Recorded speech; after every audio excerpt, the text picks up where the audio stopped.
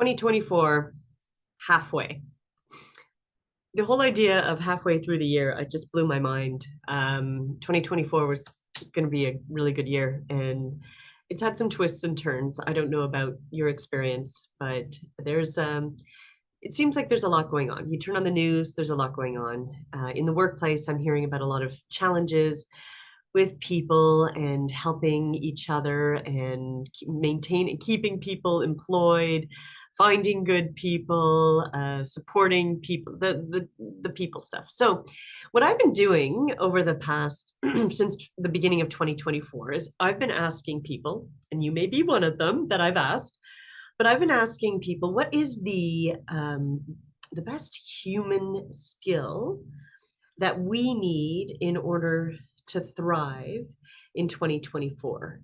And what I mean by thrive is that we can manage our own stressors, that we can communicate with other people, that we don't take things personally, that we're very present, like all of this stuff. What is the best skill? And so I framed it that way, and I got a lot of answers. Actually, I got over 120 answers, and I keep asking more and more. And what I'm coming to realize as I write the blog for June is that they're all saying the same thing. Oh, yeah. I mean, they're using different words, but everyone I think is saying the same thing. So the answers that I'm getting are words like compassion and empathy, communication, being present, being very present with people, authentic. Well, authentic came out a lot, adaptable, resilient, and more. And what I'm trying to say is, yes, they're all great answers.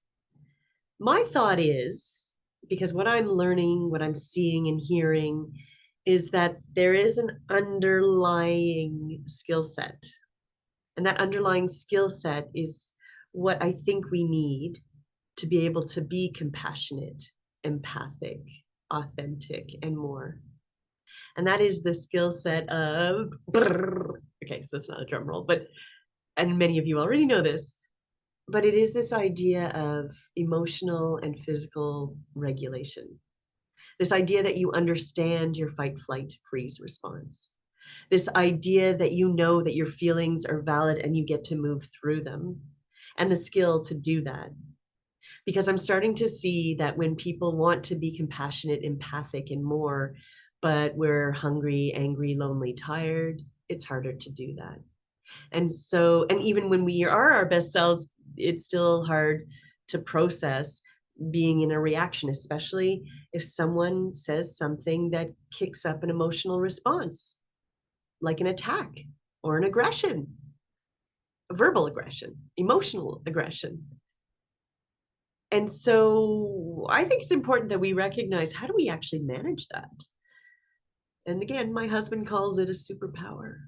When you're able to emotionally understand, respond, or pause and take that break, when you're actually at the wheel of your own emotional bus and the physical bus, right? Because the emotions and the physical, they feed off each other. You can see through walls. Like, it's a superpower. It's like Neo at the end of the Matrix, right? He slows things down and things pass by him. Well, that's what we want. That is the foundation piece for all of the other skills, the superhuman skills, especially in 2024. So I thought I would just blah as I write the blog. That occurred to me. I'd love to hear what you're thinking, and if that makes sense. But read the blog. I started putting some stuff together. It's in the newsletter as well.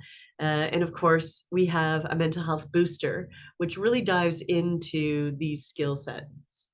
How do we actually understand where we are and what we can do about emotional and physical regulation? Anyways, I'm really glad that you were here. Thank you.